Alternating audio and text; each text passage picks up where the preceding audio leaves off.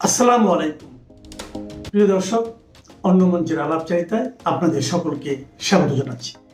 আসসালামু আলাইকুম, আদাব এবং নমস্কার। সরকারের প্রধান আইন কর্মকর্তা অ্যাটর্নি জেনারেলের অফিসে দুপুরে কি ঘটেছিল?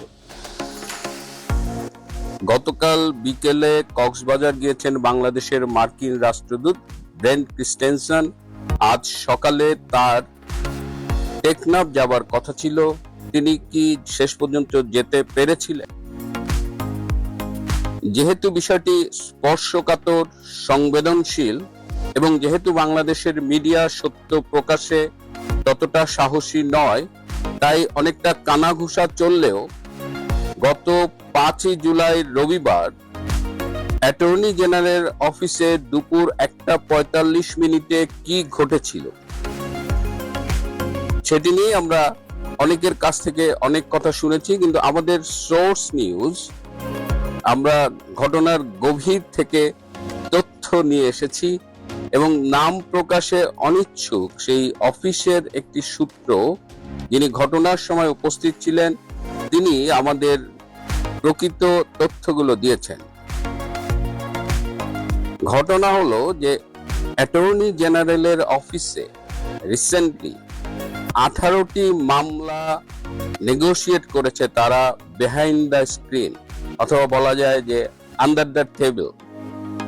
উদাহরণস্বরূপ বলি যে চট্টগ্রামের একজন খুব বড় ব্যবসায়ী, তার একটা চেক ডিজ অনারের মামলা ছিল, সেই মামলাটি নিষ্পত্তি করা হয়েছে। একজন ধনী ব্যবসায়ী, তার কেরানীগঞ্জে প্রায় 150 একর জমির মালিকানা নিয়ে একটি মামলা ছিল, সেই মামলা নিষ্পত্তি করা হয়েছে। এবং একই মালিকের গুলশানে একটি প্লট এবং মানিকগঞ্জে প্রায় 100 একরের বেশি জায়গার মালিকানা, সেটিও নিষ্পত্তি করা হয়েছে। এবং এই যে নিষ্পত্তি করা হয়েছে, এর পেছনে একটি লেনদেনের অভিযোগ শোনা যায়। এখন এই লেনদেনের ভাগাভাগি নিয়েই এই সরকারি আইন কর্মকর্তার অফিসে গত রবিবার 2:45 সময় হাতাহাতির ঘটনা ঘটেছে। অভিযোগে প্রকাশ যে 4 জন ডেপুটি অ্যাটর্নি জেনারেল, তারা তাদের হিসেব মতো পাওনা টাকার ভাগ না পাওয়ায় তারা সরকারি আইন কর্মকর্তা অ্যাটর্নি জেনারেলের অফিসে গিয়ে তার উপরে চড়াও হয়। প্রত্যক্ষদর্শীর বরাতে আমরা যেটা জেনেছি যে তাকে রীতিমতো কলার ধরে টেবিলের উপরে ফেলে একের পর এক থাপ্পড়ানো হয়। এই ঘটনার সিসিটিভির ফুটেজ রয়েছে এবং তিনি এতে বেশ আহত হন। তখন 3 জন তাকে নিয়ে নিকটস্থ একটি ফার্মাসিতে নিয়ে যান এবং সেখানে প্রাথমিক চিকিৎসা প্রদানের পরে তাকে বাসায় পাঠানো হয়।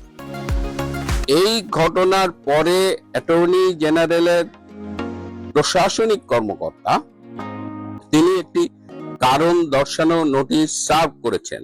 ঘটনাটা শুনে আমার আসলে কি মন্তব্য করা উচিত আমি ঠিক জানি না, যে বাংলাদেশের এই স্বাধীনতার পরে এইরকম কোন ঘটনা অ্যাটর্নি জেনারেল অফিসে ঘটেছে বলে আমাদের কারো অন্তত জানা নেই।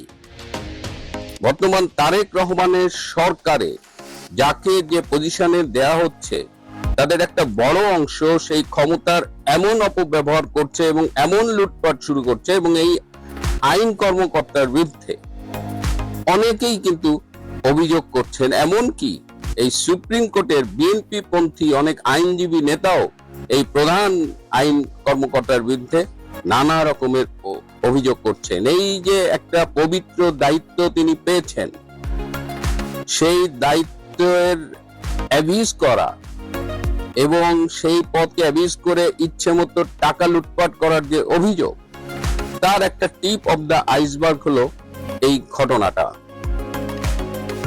এবার আমরা আশা করি যে এই ঘটনার একটা দৃষ্টান্তমূলক বিচার হবে। এবার গতকাল বিকেলে বাংলাদেশে যে মার্কিন রাষ্ট্রদূত রয়েছেন ব্রেন্ট ক্রিস্টেনসন, তিনি কক্সবাজার গিয়েছেন। তিনি কেন কক্সবাজার গিয়েছেন সেটা আমরা জানতে পারি না, কিন্তু আজকে সকালে তিনি টেকনাফের উদ্দেশ্যে যাত্রা করেছিলেন, কিন্তু উখিয়ার আগেই তাকে ফিরে আসতে হয়েছে, কারণ মিয়ানমার টেকনাফ সীমান্তে ব্যাপক বোমা বর্ষণ হয়েছে। গত 7 দিনে অন্তত 14টি সিভিয়ার বোম্বিং এর ঘটনা ঘটেছে এবং ঘটনাগুলো ঘটিয়েছে মিয়ানমারের জান্তা সরকারের বাহিনী, এবং তাদের এই লড়াইটি চলছে মূলত আরাকান আর্মির সাথে।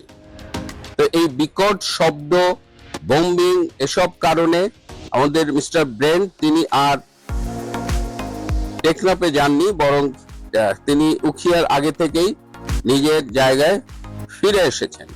এবং কি ঘটনা ঘটেছে, তার কি উদ্দেশ্যে টেকনাফ যাওয়ার কথা ছিল, এটাও আমরা জানতে পারিনি।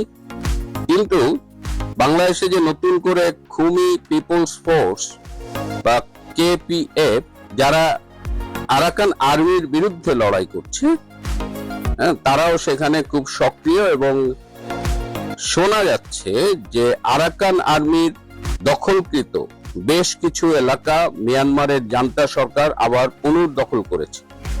এমতো অবস্থায় আরাকান আর্মিকে দিয়ে একটি ছোট্ট ভূখণ্ড হলেও একটা স্বাধীনতা ঘোষণা করবার একটি উদ্যোগ নেওয়া হয়েছে। এখন আরাকান আর্মির সাথে এই লড়াইটি তীব্র হয়েছে এবং তারা আগামীতে কতখানি সফল হবে, মাঝখানে তারা বেশ সফল হয়েছিল, প্রায় রাখাইন স্টেটটা প্রায় পুরোটাই দখল করে ফেলেছিল, কিন্তু এখন পাল্টা আঘাতে তারা ক্রমশ পিছু হাঁটছে।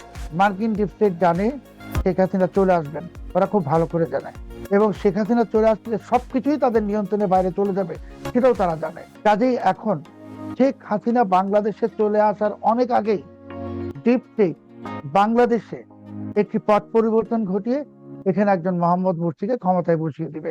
তা না হলে আপনি যারা বললেন যে বাণিজ্য চুক্তি এটা সেটা ডিপ স্টেট তো করেছে, এটা সত্যি, আমি অস্বীকার করছি, কিন্তু শেখ হাসিনার যে ঘোষণা উনি ফিরবেন, এটা বাংলাদেশে যারা হাসি মস্করা করছে বা আমরা সন্দেহ করছি উনি আসবেন কি আসবেন না, ডিপ স্টেট ভালো করে জানে যে শেখ হাসিনা আসবেন কিনা।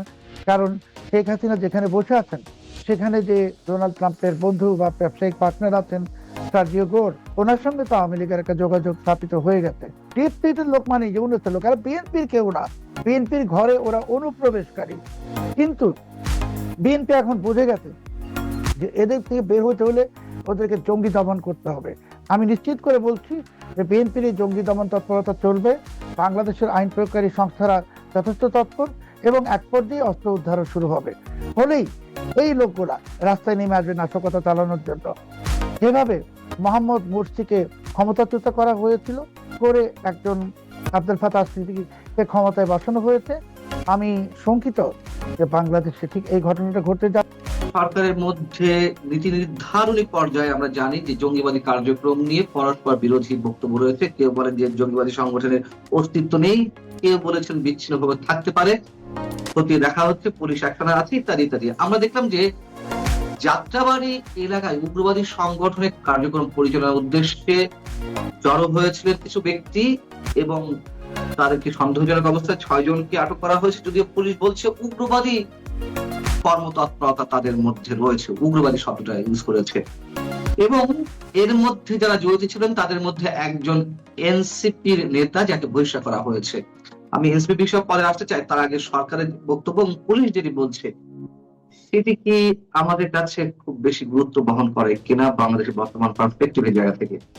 এবার যাত্রাবাড়িতে যে ঘটনাটা ঘটলো, এটাও কিন্তু এই যে ফাতাহ কমব্যাট সিস্টেম বা ফাতাহ যুদ্ধ পদ্ধতি নামের যে সংগঠনটি, এটা চালিয়ে আসছে 2 বছরের বেশি সময় ধরে, বা 2 বছর ধরে। তো এতকাল ওরা কাজ করলো সারা বাংলাদেশে, হঠাৎ করে এদেরকে আটক করা হয়েছে 6 জনকে।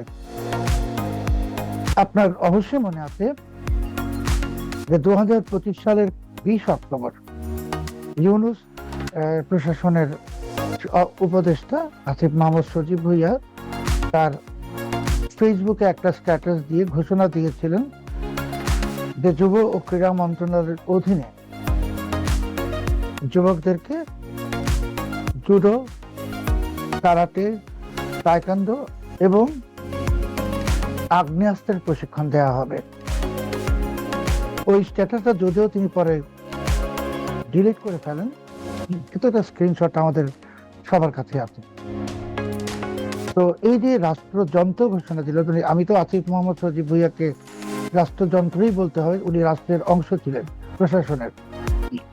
যে 7টি প্রশিক্ষণ কেন্দ্রের মাধ্যমে এই জুডো, তাইকোয়ান্দো ইত্যাদি প্রশিক্ষণ দিবে, এখানে আমাদের কোনো আপত্তি নেই। শারীরিক প্রশিক্ষণ হইতেও পারে, কিন্তু আগ্নেয়াস্ত্রের প্রশিক্ষণ দেওয়া হবে, এরা যখন বলা হয়েছে প্রকাশ্যে, এবং সেটা যুব ক্রীড়া মন্ত্রণালয়ের অধীন, যিনি মানে যে মন্ত্রণালয় যার উপদেষ্টার অধীনে সেই উপদেষ্টা। এবং তিনি আরেকটা কথা বলেছেন যে 18 থেকে 35 বছর বয়সী 8,850 জন যুবক যুবতীকে প্রশিক্ষণ দেওয়া হবে।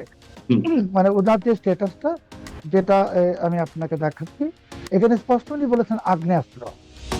আচ্ছা, তো আগ্নেয়াস্ত্র আর এয়ারগান এক না, এটা শাক দিয়ে মাছ ঢাকার কোনো প্রয়োজন নাই।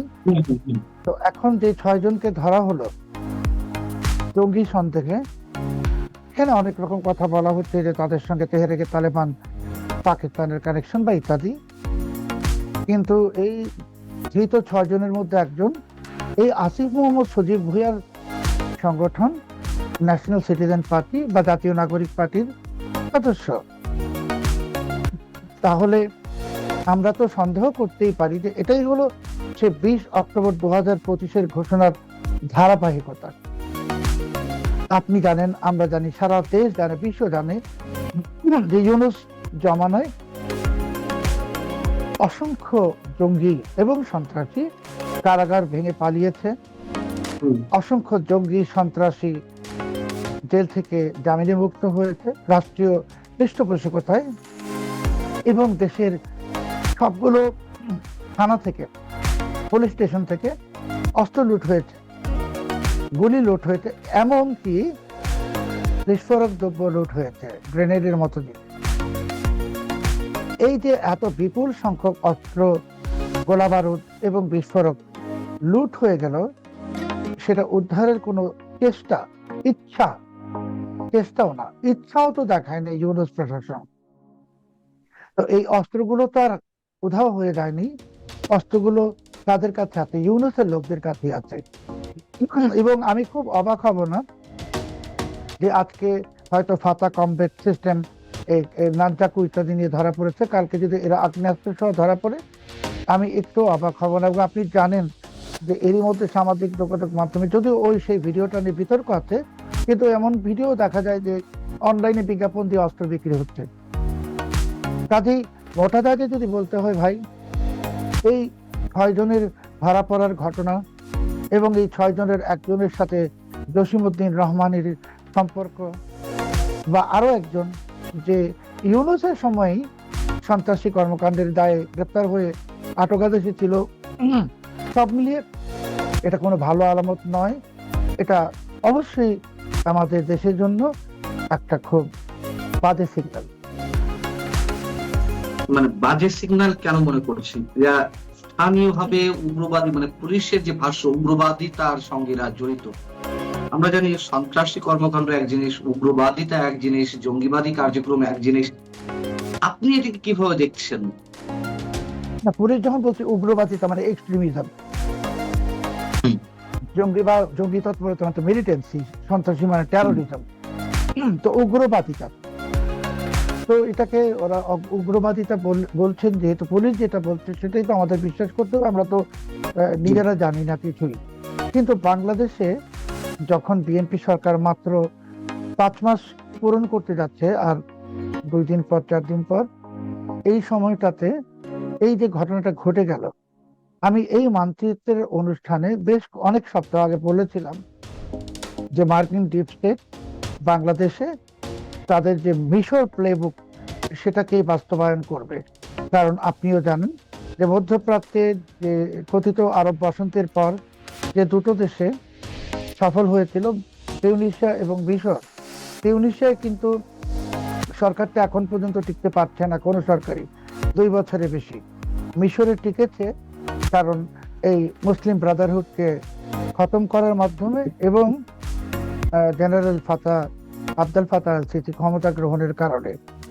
বাংলাদেশও মার্কিন ডিপ স্টেট বলুন বা যাই বলুন, তারা ঠিক একই মডেলকে ইমপ্লিমেন্ট করতে যাচ্ছে এবং সেই মডেলের অংশ হিসেবেই সারা দেশে হাজার হাজার কলেমার পতাকা দেখা গেল, এখনো দেখা যাচ্ছে। সেই মডেলের অংশ হিসেবে এখন জঙ্গি সামনে চলে আসছে। এবং আপনি দেখেছেন যে এই যে ফাতাহ কমপ্লেক্স সিস্টেমের একজন সদস্য সাব্বির, তার একটা ভিডিও আপলোড হয়েছে, আমিও এটা টুইট করেছি।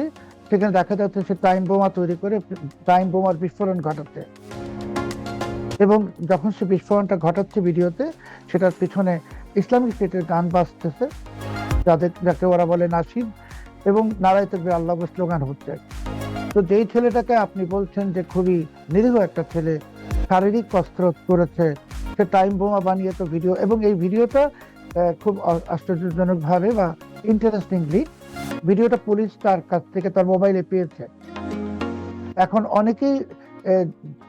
অনেক উগ্রবাদী লোকজন তারা বলছেন যে না, এটা পুলিশ বানিয়েছে। এমনকি একজন বিতর্কিত ফ্যাক্ট-চেকার সেও বলতে চাচ্ছে না, এই ভিডিওটা পুলিশ বানিয়েছে।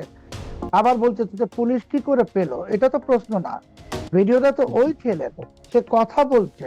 তার মানে এই যে ঘটনাটার পিছনে আর কারা জড়িত, এনসিপি জড়িত, আর কারা জড়িত, সেই ফ্যাক্ট চেকারের পরিচয়, রাজনৈতিক পরিচয় কি আমরা সবাই জানি, ওরাও জড়িত। কাজেই বিএনপির বিরুদ্ধে মার্কিন ডিপ স্টেট, এনসিপি এবং জামাত ইসলামীর একটা সম্মিলিত ষড়যন্ত্র তৃতীয় ধাপ শুরু হয়েছে। প্রথম ধাপ ছিল পতাকা কাণ্ড, এইবার দ্বিতীয় ধাপ শুরু হয়েছে। এবং আপনি দেখবেন যে এইটার কারণে ওরা এখন বাংলাদেশকে অস্থিতিশীল করতে চাচ্ছে। এবং আমি যেটা বললাম যে বাংলাদেশে ওরা অস্থিতিশীলতা সৃষ্টির মাধ্যমে এই মিশর প্লেবুক সেটাকে বাস্তবায়িত করবে। সরকার যদি এখনই কঠোর না হয়, সরকার যদি এখনই এনসিপির লোকদের বিরুদ্ধে কঠোর ব্যবস্থা না নেয়, জামাতে ইসলামের বিরুদ্ধে কঠোর ব্যবস্থা না নেয়, সেই কথিত ফ্যাক্ট চেকারদের বিরুদ্ধে কঠোর ব্যবস্থা না নেয়, তাহলে আমরা ভয়ঙ্কর এক অন্ধকারের দিকে ধাবিত হচ্ছি। এর সাথে আমরা মিশর ফর্মুলা কিভাবে মেলাবো? মানে আপনি বলছেন মিশর প্লেবুক অ্যাপ্লাই করার একটা পরিকল্পনা মার্কিন ডিপ স্টেটের রয়েছে। এই যে সন্ত্রাসবাদী সংগঠন বা উগ্রবাদী সংগঠনগুলো রয়েছে, যার অস্তিত্ব মাঝে মাঝে পুলিশ খুঁজে পাচ্ছে বা আমাদের সামনে আসছে, কালো পতাকার কথা বললেন, এইগুলোর সাথে এনসিপির একজন নেতা, গাজীপুরের যুগ্ম আহ্বায়ক গাজীপুর জেলা কমিটির, তাকে বহিষ্কার করা হয়েছে। আমরা মানে অনেকে অভিযোগ করতেই পারে যে এর সাথে এনসিপির এক ধরনের কানেকশন রয়েছে। যদি তাই হয়, জামাতও যদি থেকে থাকে, তাহলে ডিপ স্টেটের সাথে তাদের যে যোগসূত্রতা সেটি কিভাবে মিলাবো, এবং মেলানোর পরে মার্কিন মিশর প্লেবুকের বিষয়টিও আমরা কিভাবে হিসাবে নিয়ে আসবো? দেখুন, আসিফ মাহমুদ সজীব ভুঁইয়া যে 20 অক্টোবর 2025 বলেছেন, যেটা আমি বললাম এই সমস্ত গ্রুপ গঠনের জন্য, তার আগে কিন্তু উনি গণমাধ্যমের বিবৃতি দিয়ে বলেছেন যে যদি তাদের আন্দোলনটা সফল না হতো, তাদের সশস্ত্র বিপ্লবের প্রস্তুতি ছিল, সশস্ত্র সংগ্রামের বা আন্দোলনের। সশস্ত্র মানে তাদের কাছে অস্ত্রশস্ত্র আছে, তাদের কাছে গোলাবারুদ আছে, এটা বোঝার জন্য তার কোনো বিশেষজ্ঞ হওয়ার প্রয়োজন নাই। আসিফ মাহমুদ সজীব ভুঁইয়া তো ঘোষণাই দিয়েছে যে তাদের কাছে অস্ত্রশস্ত্র আছে। আমি তো মনে করতে পারি তাদের কাছে বোমাও আছে, টাইম বোমাও আছে, সবই আছে। তো এরা এখন মাঠে নেমে গেছে। আপনি 6 জনের মধ্যে একজন এনসিপি, আর বাকি 5 জনের মধ্যে আরো এনসিপি আছে কিনা আমরা তো জানি না। হয়তো একজন এনসিপির একটু বড় বা মাঝারি সারি নেতা বলে সেই নামটা সামনে এসছে।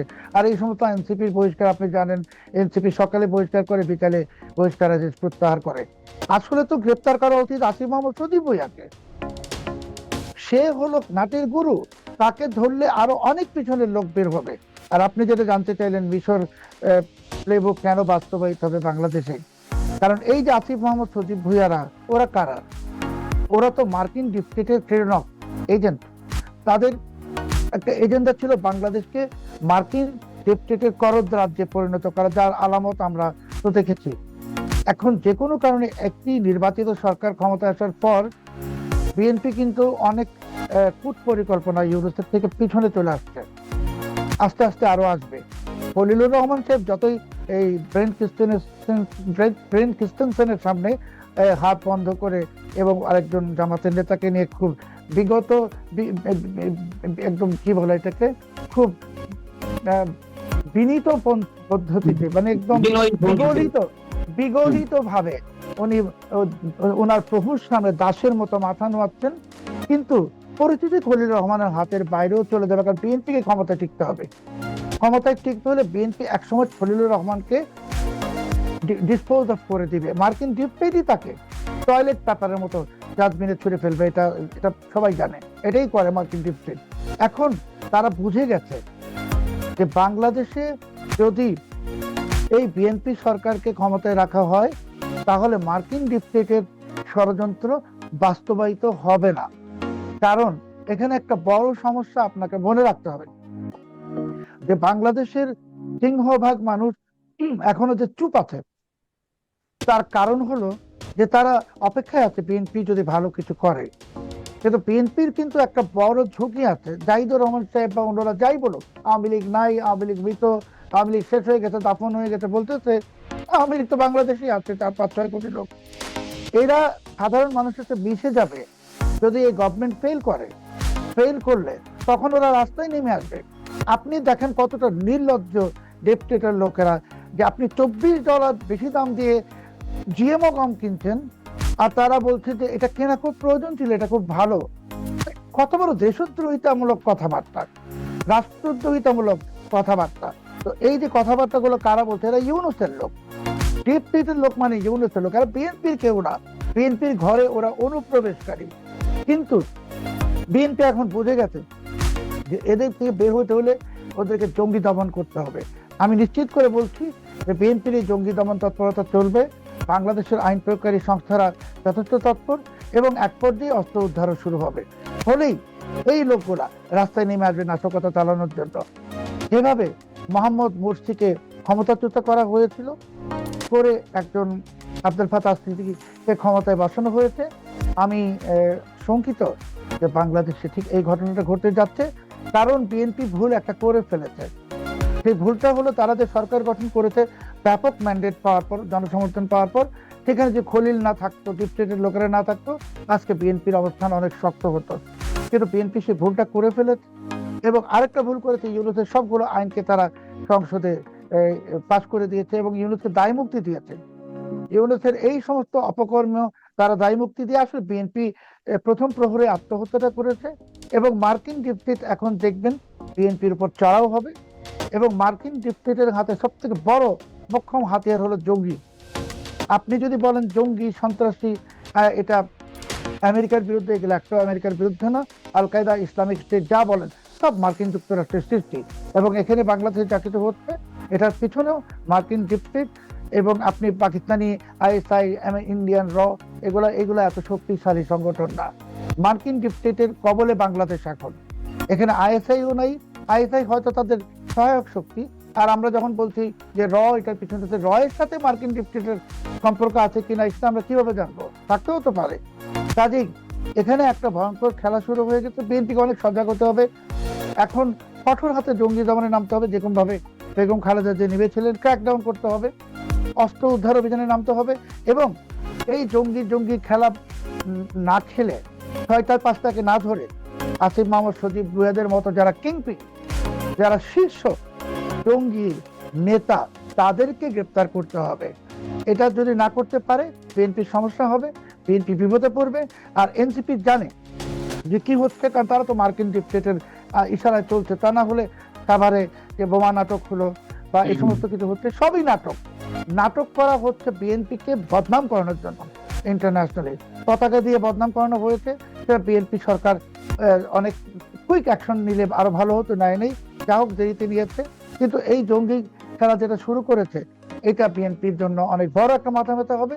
এবং এটাই হলো মিশর প্লেবুক বাস্তবায়নের সূত্রপাত। আমি বিনয়ের সাথে আবার বলছি, মিশর প্লেবুক বাস্তবায়নের এটাই সূত্রপাত। এই জঙ্গি তৎপরতা যেহেতু এখন আপনি ধরতে যাচ্ছেন, 2-6 জন ধরলে তো হবে না, জঙ্গিদের বিরুদ্ধে ক্র্যাকডাউন যেতে হবে। জঙ্গিদের যে শেকড় সেটা উপরে ফেলতে হবে, সেটা উপরে ফেলেননি।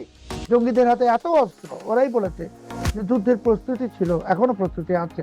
এদের কাছে থানা থেকে লুট করা অস্ত্র, এগুলো না করে আপনি যদি এদেরকে এখন সময় দেন, স্পেস দেন এবং ভাবেন যে জামাতে ইসলামী আপনার মিত্র, নিশ্চিত থাকুন এই জামাতে ইসলামী, এই এনসিপি, মার্কিন ডিপটেক সবাই মিলে বাংলাদেশে আরো একবার রেজিম চেঞ্জ ঘটিয়ে দিবে। যদিও এইবার রেজিম চেঞ্জ ঘটালে সেখানে জামাতেরও অস্তিত্ব থাকবে না, এনসিপিরও থাকবে না, সেটা তারা জানে না।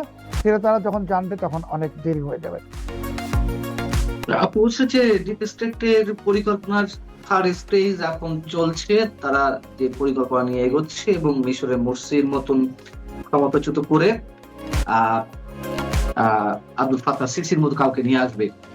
তো ডিপ স্টেটের যেটি চাওয়া ছিল মার্কিন চুক্তি তো তার অংশ, এবং সেটি তো ডক্টর ইউনূস করে গেছেন, তার ধারাবাহিকতা এখনো এই সরকার এগিয়ে নিয়ে যাচ্ছে মার্কিন চুক্তি বাস্তবায়ন। তাহলে আবার নতুন করে ডিপ স্টেটের প্রসঙ্গ কেন, নতুন করে ডিপ স্টেট কেন খেলবে? তারা তো যা চাইছে, মোটামুটি অনেকের অভিযোগ বা বক্তব্য যে সেই অনুযায়ী কাজ চলছে। ডিপ স্টেটের পরিকল্পনা এখন পর্যন্ত আমাদের সাদা চোখে দেখতে সুন্দরভাবে চলছে, কিন্তু ডিপ স্টেটের জন্য বড় যে হুমকিটা তৈরি হয়ে গেছে সেটা হলো শেখ হাসিনার স্বদেশ প্রত্যাবর্তনের ঘোষণা। মার্কিন ডিপ স্টেট জানে শেখ হাসিনা চলে আসবেন, ওরা খুব ভালো করে জানে, এবং শেখ হাসিনা চলে আসলে সবকিছুই তাদের নিয়ন্ত্রণের বাইরে চলে যাবে, সেটাও তারা জানে। কাজেই এখন শেখ হাসিনা বাংলাদেশে চলে আসার অনেক আগেই ডিপ স্টেট বাংলাদেশে একটি পথ পরিবর্তন ঘটিয়ে এখানে একজন মোহাম্মদ মুরসিকে ক্ষমতায় বসিয়ে দিবে। তা না হলে আপনি যেটা বললেন যে বাণিজ্য চুক্তি এটা সেটা ডিপ স্টেট তো করেছে, এটা সত্যি, আমি অস্বীকার করছি, কিন্তু শেখ হাসিনার যে ঘোষণা উনি ফিরবেন, এটা বাংলাদেশে যারা হাতে মস্করা করছে বা আমরা সন্দেহ করছি উনি আসবেন কি আসবেন না, ডিপ স্টেট ভালো করে জানে যে শেখ হাসিনা আসবেন কিনা। কারণ শেখ হাসিনা যেখানে বসে আছেন সেখানে যে ডোনাল্ড ট্রাম্পের বন্ধু বা ব্যবসায়িক পার্টনার আছেন সার্জিও গোর, ওনার সঙ্গে তো আওয়ামী লীগের একটা যোগাযোগ স্থাপিত হয়ে গেছে এবং খুবই গভীর সম্পর্ক স্থাপিত হয়েছে।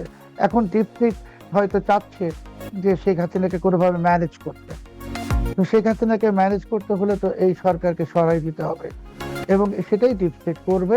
আমি আপনাকে এটা নিশ্চয়তা দিতে পারবো না, কারণ আমি তো আর শেষ পর্যন্ত কি হবে জানি না, কিন্তু এটা শেখ হাসিনার এই বারবার দেশ প্রত্যাবর্তনের ঘোষণাটা এটা নেহায়েত একটা গল্প গুজব না, উনি একটা সুনির্দিষ্ট সিগন্যাল পেয়ে এটা বলছেন, এবং এটা বলার কারণে ডিপ স্টেট একটু উদ্বিগ্ন যে তিনি চলে আসলে সবকিছু এলোমেলো হয়ে যাবে, তখন তাদের সবকিছু শেষ হয়ে যাবে। যে দেখুন, ভারতের রাষ্ট্রদূত দীনেশ ত্রিবেদী বাংলাদেশে আসছেন, আর দিল্লিতে মার্কিন যুক্তরাষ্ট্রের রাষ্ট্রদূত সার্জিও গোর টুইট করলেন দীনেশ ত্রিবেদীর সাথে করে, উনি ঘোষণা দিলেন যে উনি দীনেশ ত্রিবেদীর সাথে মিলে একসঙ্গে কাজ করতে চান। এই ইঙ্গিতটা পৃথিবীর কোনো দেশে আপনি দেখবেন না যে অন্য একটা দেশে একজন রাষ্ট্রদূত যায় আর তৃতীয় দেশের একজন লোক একটা টুইট করে, এটা অসম্ভব। আর সার্জিও গোরের মতন ব্যক্তির পক্ষে টুইট করা একেবারেই অসম্ভব, কারণ সার্জিও গোর ডোনাল্ড ট্রাম্পের বন্ধু এবং ব্যবসায়িক পার্টনার। কাজে এখানে তো ইঙ্গিতটা স্পষ্ট যে ভারত মার্কিন যুক্তরাষ্ট্র এখন একখানে চলে আসছে, এক অক্ষে চলে আসছে। আমরা যত কিছুই ভাবছি যে ভারতের সঙ্গে আমেরিকার যুদ্ধ চলছে, সংঘাত চলছে, ঝগড়া চলছে, কিছুই না, তারা এক প্ল্যাটফর্মে চলে আসছে চীনকে আটকানোর জন্য। আর ভারত যুক্তরাষ্ট্র যখন এক প্ল্যাটফর্মে চলে আসছে, তাহলে আমি যেটা বললাম যে 1 বছর আগে আওয়ামী লীগকে অ্যাভয়েড করতে আমেরিকা, এখন সেই আমেরিকা আওয়ামী লীগের সঙ্গে ঘন ঘন যোগাযোগ রাখতে, আওয়ামী লীগের সঙ্গে না আরো সহজ করে বলে শেখ হাসিনার সাথে, এবং সেই শেখ হাসিনা বারবার ঘোষণা দিচ্ছেন উনি আসবেন। তো শেখ হাসিনা যদি হঠাৎ করে চলে আসেন এবং মার্কিন যুক্তরাষ্ট্র জানে চলে আসলে পরিণতিটা কি হবে, সেই সম্ভাব্য পরিণতিটিকে সামাল দিয়ে বাংলাদেশে একটা অন্য সরকার নিয়ে আসলে যাতে শেখ হাসিনাকেও বোঝানো যায় যে ওরা তো আর এখন নাই, অন্যরা আসছে, আপনি একটু অপেক্ষা করেন, আপনি গেলেও আপনি চুপ থাকেন, আপনি একটু স্পেস দেন, নির্বাচন হবে, এরকম সেই পরিস্থিতি সৃষ্টি করার জন্য এখন চূড়ান্ত খেলা শুরু হয়ে গেছে মার্কিন ডিপ স্টেটের। আপনি জঙ্গি ঘটনা যেটা ধরা পড়েছে বা উগ্রবাদীরা যাই বলেন, যেভাবে তাই বলেন, এটা দিন দিন বাড়বে, কারণ 2 বছর এটা বেড়েছে। আর বিএনপির পক্ষে এখন সম্ভব না যে এনসিপির বিরুদ্ধে অভিযানে নামবে বা অস্ত্র উদ্ধারে নামবে বা সব জঙ্গিদেরকে আবার ধরে আবার জেলে ঢুকিয়ে দিবে, এটা বিএনপির পক্ষে সম্ভব নয়। কারণ বিএনপি অলরেডি যে যখন এটা ঢোকানোর সময় ছিল সেই সময়টা পার হয়ে গেছে। আর বিএনপির আরেকটা কারণে ঢোকানো সম্ভব না, বিএনপির তো এখনো আমি যদি বলি প্রায় অভিভাবক মোহাম্মদ ইউনূস, কাজে মোহাম্মদ ইউনূসের মতো একটা জলজ্যান্ত দুর্বৃত্তকে আপনি মুক্ত রেখে এবং আপনি তার কথা শুনে আপনি নিজে বিপদে পড়ছেন। এবং এখানে তিনটা খেলা চলছে, একটা হলো ইউনূসের খেলা, ইউনূস আবার ক্ষমতায় আসতে চায়, সেটা তার ডিপ স্টেট দিবে না।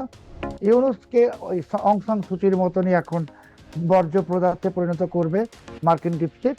আরেকটা পক্ষ খেলছে জামাতে ইসলামী, তারা ক্ষমতায় আসতে চায়, বিএনপিকে ফেলে দিয়ে সেটা তারা ঘোষণাও দিচ্ছে। আরেকটা পক্ষ খেলছে মার্কিন ডিপ স্টেট, মিশর ব্লুপ্রিন্ট বা মিশর প্লেবুকে বাস্তবায়িত করতে। এটা সব বিবেচনায় সব কিছুতেই মনে হয় শেষ পর্যন্ত মার্কিন ডিপ স্টেটের যে পরিকল্পনা সেটাই বাস্তবায়িত হতে যাচ্ছে। আমার প্রশ্ন অন্য জায়গায়, যে আসলে শেখ হাসিনা ইস্যুতে ভারত যুক্তরাষ্ট্র কোন ধরনের সমঝোতায় বা এর কোন ধরনের হিডেন এগ্রিমেন্টে পৌঁছেছে কিনা? না, ভারতের সাথে মার্কিন যুক্তরাষ্ট্রের কোনো গোপন চুক্তি হয়েছে কিনা এটা তো আর আমি জানবো না, কেউই জানবে না, তাই না? আমি তো মার্কিন যুক্তরাষ্ট্রেরও কেউ না, শেখ হাসিনারও কেউ না।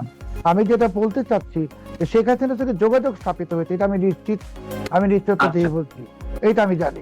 এখন শেখ হাসিনা যদি বাংলাদেশে চলে আসবেন, এটা মার্কিন ডিপ স্টেট আসতে দিবে ওনাকে। আসার আগে বাংলাদেশে ওরা মিশর প্লেবুকটাকে বাস্তবায়িত করে ফেলবে, যেখানে আর একটা নির্বাচন অনুষ্ঠানের মতন কোনো পরিস্থিতি থাকবে না। তাহলে সব রাজনৈতিক দলকে অপেক্ষা করতে হবে একটা নির্দিষ্ট সময় পর্যন্ত নির্বাচন অনুষ্ঠানের জন্য। শেখ হাসিনা বাংলাদেশে আসবেন, ওনার রাজনৈতিক কর্মকাণ্ড উনি শুরু করবেন, নির্বাচনটা দেরিতে হবে। এটাই হলো মার্কিন যুক্তরাষ্ট্রের ব্লুপ্রিন্ট এবং এটাই বাস্তবায়িত হতে যাচ্ছে। মিশরে একটা যে ফাতাসিটি আছেন কত বছর ধরে আপনি জানেন, তো বাংলাদেশে এরকম আসলে উনি কয় বছর থাকবে সেটা তো আর আমি জানি না, কিন্তু শেখ হাসিনার সাথে মার্কিন যুক্তরাষ্ট্রের একটি সমঝোতা হয়ে গেছে, এটা নিশ্চিত। এবং সেখানে শেখ হাসিনা বারবার ঘোষণা দিতে উনি আসবেন এবং মার্কিন যুক্তরাষ্ট্রও জানে শেখ হাসিনা আসবেন, কিন্তু ওনার আশাটাকে একটু দেরি করানোর জন্য এই জঙ্গি ইস্যুটাকে সামনে আনা হয়েছে, যাতে উনি এই বছর বাংলাদেশে ফেরত না আসেন। অনেক অনেক ধন্যবাদ সালাউদ্দিন শোয়েব চৌধুরী। আপনি যেই আশঙ্কাগুলো করছেন সেগুলো অবশ্যই সরকারের জন্য অ্যালার্মিং, যদি এগুলো কোনো ভিত্তি থেকে থাকে এবং আপনার সমীকরণ গুলো যদি সত্যিই বাস্তবায়নে পৌঁছে যায়। তো জাহেদ আমাদের আর কত বোকা বানাবে এই ছেলেটা, আমাদের প্রধানমন্ত্রীর তথ্য উপদেষ্টা। সে বলেছে কি জানেন, সে বলেছে যে সরকার যে বেশি দামে গম কিনেছে এটাও বাংলাদেশ ফার্স্ট। যুক্তি কি? যুক্তি হলো যে এই গম কেনার আগে বাণিজ্য চুক্তি হওয়ার আগে রিসিপ্রোকাল ট্যারিফের ব্যবস্থা করেছিল যুক্তরাষ্ট্র। সে কথাটা আসলে বুঝাতেও পারেনি। কথাটা হওয়ার উচিত ছিল যে মার্কিন যুক্তরাষ্ট্রের প্রেসিডেন্ট চেয়েছিলেন যে বাণিজ্যে ভারসাম্যটা কি, আমরা যদি $8 বিলিয়ন রপ্তানি করি মার্কিন যুক্তরাষ্ট্র যেন আমাদের কাছে $8 বিলিয়ন পণ্য বিক্রি করতে পারে। এটা তো সম্পূর্ণ একটা অন্যায্য প্রস্তাব ছিল এবং প্রেসিডেন্ট ট্রাম্প এটা মিন করেন নাই। কোনো বড় দেশ এটা মিন করে না। আমেরিকা আমাদের থেকে 8 বিলিয়নের পণ্য কিনবে, সেটাই স্বাভাবিক ছিল। এবং এই পণ্যগুলা, গার্মেন্টস গুলা কিনে আমেরিকার যে বিশাল দরিদ্র জনগণ আছে, তারা যে $1-2 বেশি টাকা দিয়ে টি শার্ট কিনতে পারে না, সেই জন্য তারা এগুলো কিনে। আমাদেরকে দয়া করে গার্মেন্টস কিনে না। কিন্তু ধমক দিয়ে এই যে মার্কিন যে আপনার এই স্লেভগুলাকে নামিয়েছিল ইউনুস, খলিল, এদেরকে দিয়ে কবজা করে এখন মার্কিন যুক্তরাষ্ট্রের টাকা পয়সা দরকার, সেজন্য এদেরকে গলা ধাক্কা দিয়ে চুক্তি করিয়ে নিয়েছে। সে কথাগুলো বলো জাহেদ, তুমি বুঝিয়ে দিলা যে হ্যাঁ ট্যারিফ তো ট্যারিফ যদি আমাদের যদি এই ট্যারিফ সমান করার জন্য যদি এটা করতে হয়, আমরা যদি $8 বিলিয়ন পণ্য ওখানে বিক্রি করি, আমরা যদি আবার $8 বিলিয়ন কিনি, তাহলে আমাদের লাভটা কি হলো? এই $8 বিলিয়ন কি কাজে লাগে? এটা তো আমাদের ইয়েতে আমরা যেটা পাই এটা আমাদের ফরেন এক্সচেঞ্জ রিজার্ভ। আবার যদি $8 বিলিয়ন ওখানে কিনে আমরা মার্কিন যুক্তরাষ্ট্র থেকে গম কিনে ফেলি, সেটা কিনে ফেলি, লাভটা কি হলো ভাই বলো তো?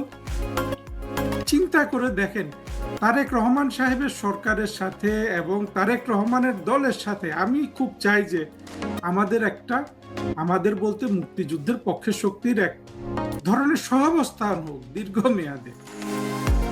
তাহলে এই জাহেদের মতো চিড়িয়া থাকতে আমরা কিভাবে এই সহাবস্থানের আহ্বান জানাতে পারি, যে সম্পূর্ণরূপে গীবতের উপর, বিষের উপর, তারপরে আপনার বিষোদ্গারের উপর শেখ হাসিনাকে দিল্লি দাসী বলতো, সম্পূর্ণ মিথ্যার উপর ভারতের সাথে সে ভারতের বিরুদ্ধে বিষোদ্গার করত, কারণ বাংলাদেশের মানুষ ভারতের বিরুদ্ধে বিষোদ্গার খায়। সেই ছেলে এখন এই ধরনের কথাবার্তা বলছে যে বেশি দামে গম কিনাটাও বাংলাদেশ ফার্স্ট। ঠিক আছে, এটা আমার কথা বাদ দিলাম বা আমরা যারা বুঝি, কিন্তু এটা বাংলাদেশের মানুষের সাথে একটা নিদারুণ নিষ্ঠুরতা নয় কি? চিন্তা করেন, তারেক রহমান সরকার তো আর কাউকে এরকম নিয়োগ দেয় নাই। ববি হাজ্জাজকে দিয়েছে। হ্যাঁ, ববি হাজ্জাজ বুঝলাম একটা চোরা কারবারির ছেলে, অল্প বয়সে নষ্ট হয়ে যাওয়া একটা ছেলে। এই জাহেদ তো আমরা বুঝি যে একটা মধ্যবিত্ত ফ্যামিলির ছেলে, ভালো হবে। তো এত খারাপ হয় কি করে? আমি তো তারেক রহমান সাহেবের যেসব মন্ত্রী দেখি বেশিরভাগই আমার ভদ্রলোক বলে মনে হয়, কিন্তু আসলে একটা সরকারকে ডুবাতে একটা জাহেদই যথেষ্ট।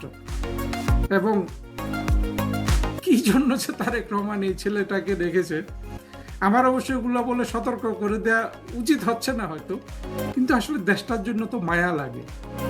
কি সুন্দর করে বলে দিল যে বেশি দামে গম কিনাও কিন্তু বাংলাদেশ ফার্স্ট। সবসময় কি জাহেদ তুমি ধোকা দিয়ে এভাবে পার পেয়ে যাবা?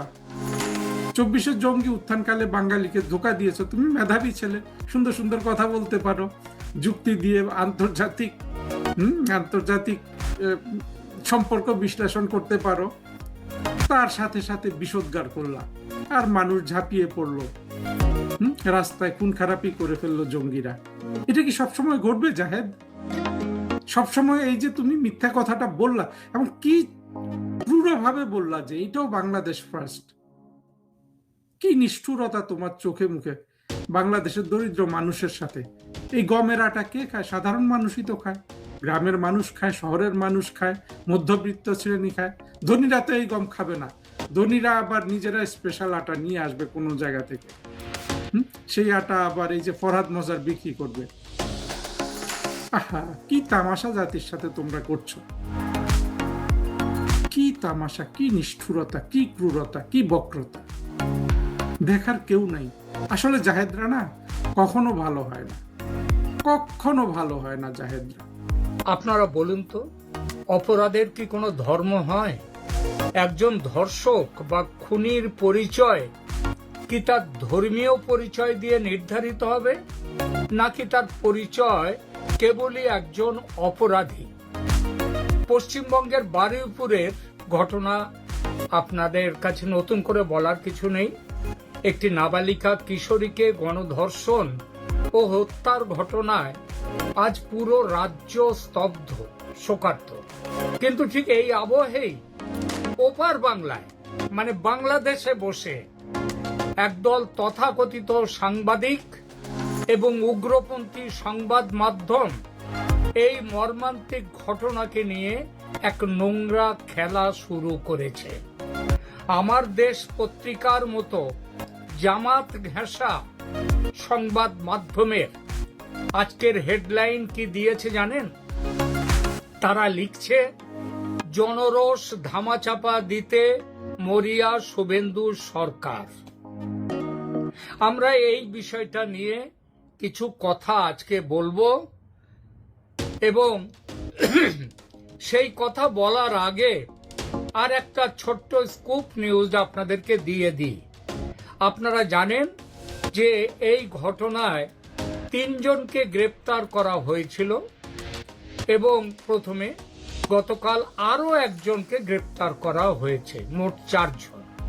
এই 4 জনের মধ্যে একজন অভিযুক্ত যে ওই মেয়েটিকে নিয়ে গিয়েছিল, রাস্তায় থেকে ডেকে নিয়ে গিয়েছিল ওই ধর্ষণ এবং খুনের জায়গায়, এবং যে একজন প্রধান অপরাধী সেই প্রভাস মণ্ডলকে নিয়ে গতকাল রাতে পুলিশ ঘটনার পুনর্নির্মাণ করতে গিয়েছিল, এবং রাত প্রায় 1টা নাগাদ গিয়েছিল যা খবর পাচ্ছি। সেখানে গিয়ে পুনর্নির্মাণ করবার সময় রাতের অন্ধকারের সুযোগ নিয়ে সেই যে অপরাধী প্রভাস মণ্ডল, সে তার কাছে যে কনস্টেবল ছিল সেই কনস্টেবলের রাইফেল কেড়ে নিয়ে সে পালাতে যায়, এবং সে যখন পালাচ্ছে সে গুলিও পর্যন্ত চালিয়েছিল। এই খবরটা কিন্তু পাওয়া যাচ্ছে, যদিও সে গুলি কারো লাগেনি, কিন্তু যখন সে পালিয়ে যাচ্ছিল তখন পুলিশকে বাধ্য হয়ে গুলি চালায় তখন, এবং সেই গুলিতে সে আহত হয় মারাত্মকভাবে। তাকে হাসপাতালে, বারুইপুর হাসপাতালে নিয়ে যাওয়া হয়, সেখানে গিয়ে তার মৃত্যু হয়। তাকে বলা হয় যে ব্রড ডেড, অর্থাৎ মৃত অবস্থায় আনা হয়েছে। তার মৃত্যুর খবরে পেয়ে এই প্রভাস মণ্ডলের মা, তার নিজের মা বলেছে, আমার ছেলে যে মরে গেছে, তাকে মেরে ফেলা হয়েছে, এর জন্য আমার কোনো দুঃখ নেই, কোনো অনুতাপ নেই, ভালো হয়েছে। তো এইবার আসি, এই খবরটা দিয়ে আসি এই ঘটনায় বাংলাদেশে কিভাবে এইটা নিয়ে রাজনীতি শুরু হয়েছে, এবং এই রাজনীতির পেছনে সেখানকার হিন্দুদেরকে সবক শেখানো, তাদের উপর নতুন করে আক্রমণ করার একটা প্রচেষ্টা যে তৈরি হচ্ছে, সেটা নিয়েই এখনকার এই আলোচনাটা করব। সেইটাই উদ্দেশ্যেই কিন্তু এই প্রচার, সেখানে অপপ্রচার শুরু হয়েছে বাংলাদেশে। পুরো খবরটার দিকে তাকালে আপনার গা শিউরে উঠবে, কিভাবে একটা চরম অপরাধকে, একটা বাচ্চার মৃত্যুকে সাম্প্রদায়িক উস্কানি দেওয়ার হাতিয়ার বানানো হচ্ছে বাংলাদেশে। নিহত মেয়েটি মুসলমান আর অভিযুক্তরা হিন্দু। প্রসঙ্গত বলে রাখি, এইটাই হচ্ছে ওদের প্রোপাগান্ডা ছড়ানোর জন্য যথেষ্ট। কিন্তু এই প্রসঙ্গে বলি যে চতুর্থ যে গ্রেফতারিটা হয়েছে সেটা কিন্তু একটি মুসলিম, এই ব্যাপারে, এই খুন ধর্ষণের মামলায়। যাই হোক, আমার বক্তব্য সেটা নয়। এরা যে সবাই হিন্দু, এটাই ওদের প্রোপাগান্ডা ছড়ানোর জন্য যথেষ্ট। মৃতদেহের ওপরে দাঁড়িয়ে তারা রাজনীতি করছে, ভুক্তভোগী পরিবারের বয়ানকে বিকৃত করছে। কেন? কারণ পশ্চিমবঙ্গে এখন বিজেপি সরকার আর শুভেন্দু অধিকারীর সরকারকে কালিমালিপ্ত করতে হবে। মমতা বন্দ্যোপাধ্যায় নির্বাচনে পরাজয়ের পর এই আমার দেশ এবং এর স্বগোত্রীয় পত্রিকাগুলো, তারা কি মরা কান্না কেঁদেছে এবং জামাত কি কান্না কেঁদেছে সেটা আপনারা জানেন, নতুন করে আর সেটা বলবো না। তো আজকে এই সরকারকে কালিমালিপ্ত করতে হবে, কিন্তু আজ আমরা এই প্রতিবেদনে এই প্রোপাগান্ডা একেবারে ধুয়ে দেব। আজ তথ্যের মুখোমুখি দাঁড় করাবো সেই ঢাকার মিডিয়াকে, যারা নিজেদের দেশে হিন্দু মেয়েদের ওপর হওয়া নারকীয় অত্যাচার নিয়ে মুখে কুলু পেটে বসে থাকে আর ভারতের দিকে আঙুল তোলে, মিথ্যে খবর ছড়ায় ভারতে মুসলিমরা, তাদের নাকি গণহারে তাদের হত্যা করা হচ্ছে ইত্যাদি, মুসলিম মেয়েদের। ব্যাপারটা যে উল্টো সেটা আজকে তাদের বোঝাবো। আজ লাইভ এক্সরে হবে ওপার বাংলা আর এপার বাংলার বিচার ব্যবস্থা। শেষ পর্যন্ত শুনবেন, কারণ আজ সত্য কথা বলতে আমরা কোনো দ্বিধা করব না। প্রথমে আসা যাক বারুইপুরের ঘটনায়। ঘটনাটি ঘটার পর শুভেন্দু অধিকারীর সরকার বা আমাদের পুলিশ প্রশাসন কি হাত গুটিয়ে বসেছিল? একদমই নয়। জাস্ট 24 ঘন্টার মধ্যে মূল অভিযুক্তদের চিহ্নিত করে গ্রেপ্তার করা হয়েছে।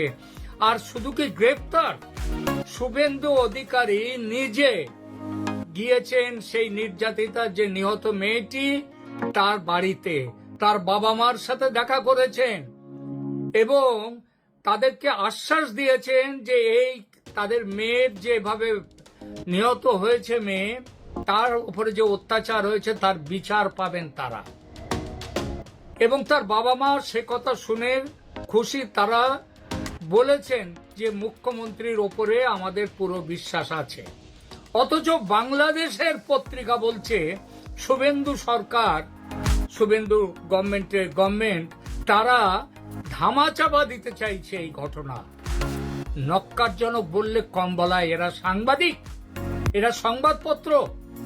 বলি গত রাতে কি হয়েছে সেই ঘটনায়। আইনের শাসন কাকে বলে তা গতকাল রাতে বারুইপুরের পুলিশ দেখিয়েছে। আগে যে খবরটা দিলাম, ঘটনার পুনর্নির্মাণের জন্য যখন প্রধান অভিযুক্ত প্রভাস মণ্ডলকে নিয়ে যাওয়া হয়েছিল, সে পুলিশের বন্দুক ছিনিয়ে নিয়ে পালানোর চেষ্টা করে, আর পুলিশ প্রশাসন সেখানে দাঁড়িয়ে তামাশা দেখেনি। আত্মরক্ষার্থে এবং একজন দাগী অপরাধীকে রুখতে পুলিশ গুলি চালাতে বাধ্য হয়, যাকে সহজ বাংলায় বলা যায় এনকাউন্টার। এনকাউন্টারে খতম হয়েছে সেই নরপিশাচ প্রভাস মণ্ডল। এই প্রভাস মণ্ডলের ধর্মীয় পরিচয় কি ছিল তা ভারতের পুলিশ দেখেনি। সে হিন্দু নাকি মুসলমান তা ওই হিন্দুত্ববাদী বিজেপি সরকার, শুভেন্দু অধিকারীর সরকার বিচার করেনি। বিচার করেছে তার অপরাধের। ভারতের মাটিতে পক্সো আইন এবং ফাস্ট ট্র্যাক কোর্টের যে পরিকাঠামো রয়েছে, সেখানে অপরাধীর ছাড় পাওয়ার কোনো জায়গা নেই। অথচ ঢাকা থেকে বসে এজেন্ডাধারীরা, মিডিয়াগুলো, এজেন্ডাধারী মিডিয়া, তারা বলছে কি, তারা বলছে যে শুভেন্দু সরকার হিন্দু অপরাধীদের বাঁচাতে মরিয়া। বলি চোখ দুটো কি অন্ধ হয়ে গেছে বাংলাদেশের সংবাদ মাধ্যমের? নাকি প্রোপাগ্যান্ডা ছড়াতে ছড়াতে মগজটাই একেবারে পচে গেছে? যে অপরাধী পুলিশের গুলিতে মরলো তাকে বাঁচানোর চেষ্টা কোথায় দেখলেন তারা? ধামাচাপা দেওয়ার চেষ্টা কোথায় দেখলেন তারা? আসলে কি জানেন, এদের উদ্দেশ্য বিচার পাইয়ে দেয়া নয়, এদের উদ্দেশ্য পশ্চিমবঙ্গের মাটিতে দাঁড়িয়ে একটি সাম্প্রদায়িক অশান্তি তৈরি করা এবং সেই অশান্তির আগুন বাংলাদেশে ছড়িয়ে সেখানকার যেসব হিন্দু পরিবার আছে তাদের উপরেও সেই আগুনটাকে ছড়িয়ে দেয়া। এইটাই তাদের উদ্দেশ্য। চলুন এবার একটু ওপার বাংলা যারা এত সমালোচনা করছে তাদের দিকে তাকানো যাক। যে আমার দেশ পত্রিকা আজ ভারতের আইন শৃঙ্খলা নিয়ে জ্ঞান দিচ্ছে, তাদের একটু আয়না দেখাই।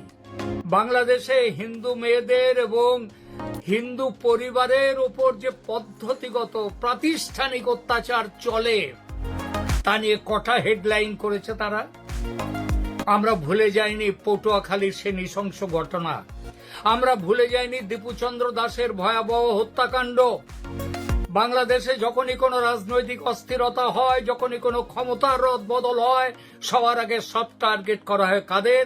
ওখানকার সংখ্যালঘু হিন্দুদের। তাদের বাড়িঘর জ্বালানো হয়, মন্দিরে ভাঙচুর চালানো হয়, আর তাদের মা বোনেদের ওপর নেমে আসে চরম যৌন নির্যাতন।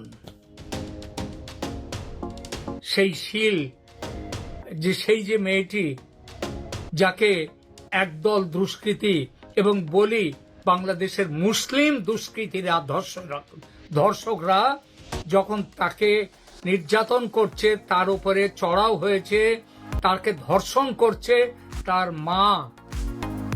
মা করুণ চোখ মুখ কণ্ঠে বলেছিল শুধু একটা কথা, বাবা তোমরা এক এক করে এসো, আমার মেয়েটা বাচ্চা, ওকে বাঁচতে ও সহ্য করতে পারবে না। এই হচ্ছে বাংলাদেশ, সেখানকার হিন্দু মেয়েদের উপরে অত্যাচারের ছবি। আমি ঢাকার ওই সাংবাদিকদের জিজ্ঞেস করতে চাই, বাংলাদেশে হিন্দু মেয়েদের উপর নির্যাতনকারী কোন মুসলিম ধর্ষক বা অপরাধীর ক্ষেত্রে আজ পর্যন্ত আপনাদের পুলিশ প্রশাসন কি কোনো এনকাউন্টার করেছে? আজ পর্যন্ত কোনো ফাস্ট ট্র্যাক কোর্টে দাঁড়িয়ে 3 মাসের মধ্যে কোনো অপরাধীর ফাঁসি হয়েছে? না, হয়নি। সেখানে অপরাধীরা বুক ফুলিয়ে ঘুরে বেড়ায়। কারণ তারা জানে যে তাদের মাথায় আছে উগ্রপন্থী রাজনৈতিক দল এবং সেই দলের সরকারের ছাতা। সেখানে পুলিশ নিষ্ক্রিয় দর্শক হয়ে দাঁড়িয়ে থাকে। দীপুচন্দ্র দাসের হত্যার বিচার আজ কোথায়? নোয়াখালী, রংপুর কিংবা সালার ঘটনার বিচার কোথায়? বিচারের বাণী সেখানে নীরবে নিভৃতে কাঁদে। নিজেদের দেশের এই চরম বিচারহীনতার সংস্কৃতি ঢাকা দিতেই কি আজ ভারতের একটা ঘটনা নিয়ে এত লাফালাফি করছে বাংলাদেশের আমার দেশ এবং তার স্বগোত্রীয় মেইনস্ট্রিম পত্রিকাগুলো? আসি বাংলাদেশে মুসলিম নারীদের পরিস্থিতি সেই প্রসঙ্গে। আপনারা হয়তো ভাবছেন বাংলাদেশে শুধু হিন্দু মেয়েদের শিকার হয়, হিন্দু মেয়েরাই শিকার হয়। না, তা নয়। প্রোপাগ্যান্ডার আড়ালে আসল সত্যটা আরো ভয়ানক। বাংলাদেশের নিজস্ব মুসলিম সংখ্যাগরিষ্ঠ জনসংখ্যার মেয়েরাও, তারাও কিন্তু সেখানে সুরক্ষিত নন। ওখানকার মানবাধিকার সংস্থাগুলো যেমন আইন ও সালিশ কেন্দ্র, তাদের বার্ষিক রিপোর্ট তুলে দেখুন। প্রতি বছর হাজার হাজার নারী ও শিশু সেখানে নির্মম ধর্ষণের শিকার হন। তারপর তাদের শ্বাসরোধ করে বা পুড়িয়ে হত্যা করা হয়। আর এইসব অপরাধের বিচারের হার কত জানেন বাংলাদেশে? সরকারি এবং বেসরকারি বিভিন্ন সমীক্ষা বলছে বাংলাদেশে নারী ও শিশু নির্যাতন মামলায় অপরাধীদের শাস্তি পাওয়ার হার 1% কম। 1%, ঠিকই শুনেছেন, মাত্র 1%। তার মানে 99% ক্ষেত্রে অপরাধীরা কোনো না কোনো উপায়ে পার পেয়ে যাচ্ছে। রাজনৈতিক প্রভাব, টাকার খেলা কিংবা তদন্তের চরম গাফিলতি কিংবা সেখানকার পুরুষতান্ত্রিক শাসন ব্যবস্থা, এই হলো ওপার বাংলার বিচার ব্যবস্থার আসল কঙ্কালসার চেহারা। যে দেশের বিচার ব্যবস্থা নিজের দেশের মেজরিটি বা মাইনরিটি কোনো মেয়েরই নিরাপত্তা দিতে পারে না, যে দেশের 1% অপরাধীও শাস্তি পায় না, সেই দেশের উগ্রপন্থী মিডিয়া, আমি এদেরকে বলবো এরাই উগ্রপন্থী আসল। এই মিডিয়া আজ ভারতকে মানবাধিকার আর আইনের শাসন শেখাতে আসছে।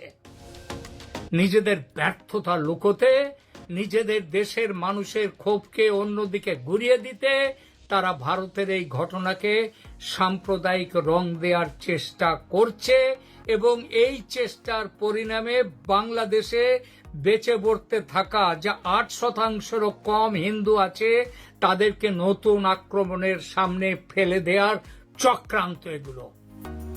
অথচ একবারও এরা বলে না 1971 বাংলাদেশ যখন স্বাধীন হয়েছিল সেখানে 23%-এর উপরে হিন্দুরা ছিল। আজকে সেই হিন্দুরা কোন ভালোবাসার অত্যাচারে তারা আজকে 8%-এ নেমে এলো, এই কথাটা তারা বলে না। আসুন একটা সহজ তুলনা করি, যা দেখলে দুধ কা দুধ আর পানি কা পানি আলাদা হয়ে যাবে। আইনি কঠোরতা, এই ব্যাপারে পশ্চিমবঙ্গের কিংবা ভারতের কি এখানকার আইন? এখানে পক্সো আইন আছে, এখানে ফাস্ট ট্র্যাক কোর্টের মাধ্যমে দ্রুত বিচার হয়। বাংলাদেশে সেখানে ট্রাইব্যুনাল থাকলেও রাজনৈতিক প্রভাবে বছরের পর বছর মামলা ঝুলে থাকে। রামিজার মতো ভাগ্যবতী সেখানে খুব কম থাকে। রামিজাকে চিনতে পেরেছেন বাচ্চা মেয়েটি, তাকেও ওখানে ধর্ষণ খুন করা হয়েছে। এরপর পুলিশি পদক্ষেপের হিসাবটা দেখুন। পশ্চিমবঙ্গে অপরাধীর ধর্ম না দেখে কঠোর অ্যাকশন নেওয়া হয়। বারুইপুরের ঘটনায় 24 ঘন্টার মধ্যে গ্রেপ্তার এবং এনকাউন্টার হয়েছে।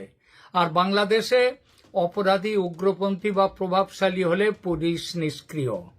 এনকাউন্টার বা দৃষ্টান্তমূলক শাস্তির নজির একটাও নেই। মিডিয়ার ভূমিকাটা কি? পশ্চিমবঙ্গে অপরাধীকে অপরাধী হিসেবেই দেখা হয় এবং ন্যায় বিচারের দাবি তোলে। আর বাংলাদেশ, ওখানে আমার দেশের মতো পত্রিকাগুলো অপরাধের মধ্যেও ধর্মীয় মেরুকরণ খোঁজে এবং মিথ্যা প্রোপাগান্ডা ছড়ায়। প্রিয় দর্শক, ভারত একটি ধর্মনিরপেক্ষ গণতান্ত্রিক রাষ্ট্র। এখানে আইনের চোখে সবাই সমান। অপরাধী কোন ধর্মের তা দেখে এখানে সাজা ঠিক হয় না। বারুইপুরের ঘটনা তার সবচেয়ে বড় প্রমাণ। কিন্তু বাংলাদেশে বিচার ব্যবস্থা, আজ বাংলাদেশের বিচার ব্যবস্থা উগ্রপন্থীদের পকেটে বন্দী হয়ে আছে। শেষ করি আলোচনা। বারুইপুরের সেই নিষ্পাপ মেয়েটি আজ আমাদের মধ্যে নেই। তার পরিবারের এই ক্ষতি কোনো কিছু দিয়েই পূরণ করা সম্ভব নয়, কিন্তু আমরা নিশ্চিত ভারতের মাটিতে দাঁড়িয়ে তার পরিবার সম্পূর্ণ ন্যায় বিচার পাবে, এবং সেটা পাবে এই শুভেন্দু অধিকারীর হিন্দুত্ববাদী বিজেপি সরকারের কাছে। এর আগে দুধেল গাইদের যে সরকার ছিল মমতা ব্যানার্জি, কিংবা তারও আগে 34 বছর ধরে যে সরকার ছিল বামেদের, কমিউনিস্টদের সরকার, তাদের আমলেও হাঁসখালি ধর্ষণ কাণ্ড হয়েছিল, বাস থামিয়ে কোনো বিচার হয়নি, বিচার পায়নি। কারণ ধর্ম দেখে তারা সেদিন করেছিল। কিন্তু হিন্দুত্ববাদী এই সরকার, তারা ধর্ম দেখে না। ভারতের মাটিতে দাঁড়িয়ে এই মেয়েটির পরিবার, বারুইপুরের মেয়েটির পরিবার সম্পূর্ণ ন্যায় বিচার পাবে। কোনো অপরাধী ছাড় পাবে না, তা সে প্রভাসের মতো এনকাউন্টার হোক বা অন্য কোনো কারণে কোনো ব্যাপারেই হোক না কেন, তাদের বিচার হবেই। আর ওপার বাংলার প্রোপাগান্ডাবাজদের উদ্দেশ্যে শুধু এইটুকুই বলবো, মৃতদেহ নিয়ে রাজনীতি করা বন্ধ করুন। পশ্চিমবঙ্গের মানুষ এত বোকা নয় যে আপনাদের এই সস্তা উস্কানিতে পা দেবে। এখানে শুভেন্দু অধিকারীর সরকার অপরাধীদের জম, তাদের রক্ষাকর্তা নয়। নিজেদের দেশের দিকে বরং তাকান, নিজেদের মা বোনেদের দিকে তাকান, তাদের নিরাপত্তা নিশ্চিত করুন। সেটা না করে ভারতের দিকে আঙুল তোলার এই আঙুলটাকে সরিয়ে নিজেদের ঘাড়ে, নিজেদের দিকে দিন। প্রিয় দর্শক, আপনাদের কি মনে হয়? বিএনপি নেতা মানিক তিনি বলেছেন আওয়ামী লীগ আসলে জামাতকে 17 মিনিটে দেশ থেকে কাভার করে দেবে। কি আমি বলি না এগুলো? আমি যদি বলতাম তাহলে কি বলে 17 মিনিট না হোক 17 দিন, 17 দিন না হোক 170 দিন, 17 দিনে 17 মিনিটে হয়তো হবে না, কিন্তু 17 দিনে আগামীতে মুক্তিযুদ্ধের পক্ষের মানুষ ক্ষমতায় আসলে 17 দিনে জামাত কভার হয়ে যাবে। সর্বোচ্চ জামাত বাংলাদেশে থাকতে পারবে না, লিখে রাখেন। এমনকি লুঙ্গির তলা আসবে, আমরা থাকতে দিব না। আওয়ামী লীগ যদি আগামীতে মনে করে লুঙ্গির তলায় বাইসতে হয়, জামাই হয়, মেয়ের জামাই, তারপরে কি উকিল জামাই, ওইগুলো পিরিতি চলবে না। আমার একজন আছে আমি জানি, ওই উকিল শ্বশুর, উকিল মেয়ের জামাই, এগুলো পিরিতি কিন্তু আর চলবে না। নিজের মেয়ের জামাই রাখা যাবে না, নিজের শ্বশুরই রাখা যাবে না। আমরা ঘুম হারাম করে দিব যদি কোনো আওয়ামী লীগের লোক আগামীতে এই জামাতি হেফাজতি জঙ্গিদের যদি উকিল জামাই, উকিল শ্বশুর, ঠিক আছে, আইতে পোলা, ভাইতে পোলা, ভাইস্তে চাচা, মামা, ভাগ্নে বলে আশ্রয় দেন, আমরা কিন্তু ছাড়বো না। দেখাই দিব জনগণকে, আইন শৃঙ্খলা বাহিনীকে কোনোভাবে রক্ষা করতে পারবো না। যদি কোনো আওয়ামী লীগের নেতা মনে করে থাকেন আগামীতে অমুকের জায়গা দিবেন, কাজ হবে না। আমরাও জায়গা পাই নাই, আপনাদেরও জায়গা দিতে দিব না, মনে রাখেন। এই কথা ঠিক। এই যে আওয়ামী লীগ আসলে জামাতকে 17 মিনিট দেশ থেকে কাভার করে দিবে, এটা কিন্তু সত্য। একা সোজা করে ফেলবে 17 মিনিটেই। দাড়ি টুপিতে যতই আর থাকো শোনার চান জামাতি হেফাজতিরা, সোজা করে ফেলবে। দাড়ি টাই না, ওই দাড়ি একটা চিমনি দিয়ে টেনে তুলবে এক একটা। ওই যে বলছে না, ওই যে কোন একজন কি এমপি, মহিলা এমপি সংসদ দাঁড়িয়ে বলছে না শেখ হাসিনা কি ইলেকট্রিক শক দিবে। তাহলে আমি যদি বলি দাড়ি টানি ছিড়বে, বলা ভুল হবে, খবর নাই হয়ে যাবে, হবে না।